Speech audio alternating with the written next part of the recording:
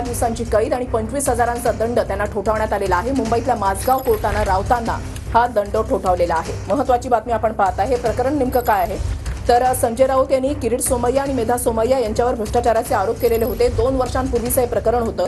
मीरा भाईंदरमध्ये 154 सार्वजनिक शौचालय बांधण्यात आलेली होती आणि त्यातील 16 शौचालय बांधण्याचं कंत्राट हे मेधा सोमय्यांच्या युवक प्रतिष्ठानला मिळालेलं होतं आणि त्यात बनावट कागदपत्र सादर करून मीरा भाईंदर महापालिकेच्या अधिकाऱ्यांनी फसवणूक करण्यात आल्याचा आरोप राऊतांनी केलेला होता। आणि याच प्रकरणामध्ये मेधा सोमय्या यांनी अब्रू नुकसानीचा दावा जो आहे तो केलेला होता। याच प्रकरणाच्या सुनावणीमध्ये आता माझगाव कोर्टानं हा निर्णय दिलाय। संजय राऊतांना दोषी ठरवलेला आहे। 15 दिवसांची कैद आणि 25,000चा दंड सुद्धा त्यांना ठोठावण्यात आलेला आहे। महत्त्वाची आणि मोठी बातमी आताच्या घडीची आपण पाहताय। हा जो घोटाळ्याचा आरोप राऊतांनी केलेला होता याच्यामध्ये 3.5 कोटींपेक्षा अधिक रुपयांची शौचालयाची बिलं सुद्धा घेतल्याचा आरोप मेधा सोमय्या यांच्यावर करण्यात आलेला होता। आणि आमदार प्रताप सरनाईक यांनी विधानसभेमध्ये सर्वप्रथम हा मुद्दा उपस्थित केलेला होता आणि त्यानंतर त्यावेळेला पर्यावरण मंत्री असलेले आदित्य ठाकरे यांनी या प्रकरणाच्या चौकशीचे आदेश सुद्धा जे आहे ते दिलेले होते।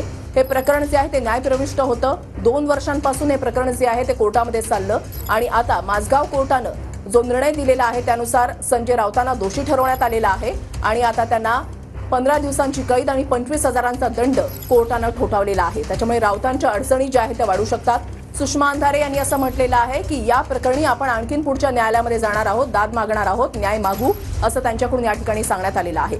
अब्रू नुकसानीच्या खटल्यामध्ये संजय राऊतांना दोषी ठरवण्यात आलाय। मेधा किरीट सोमय्या यांनी याचिका दाखल केलेली होती। अब्रू नुकसानीचा दावा जो आहे तो त्यांच्याकडून ठोठावण्यात आलेला होता, सादर करण्यात आलेला होता आणि याच प्रकरणाची सुनावणी आता झालेली आहे आणि संजय राऊतांना दोषी ठरवण्यात आलेला आहे। 15 दिवसांची कैद आणि 25,000चा दंड संजय राऊतांना ठोठावण्यात आलेला आहे।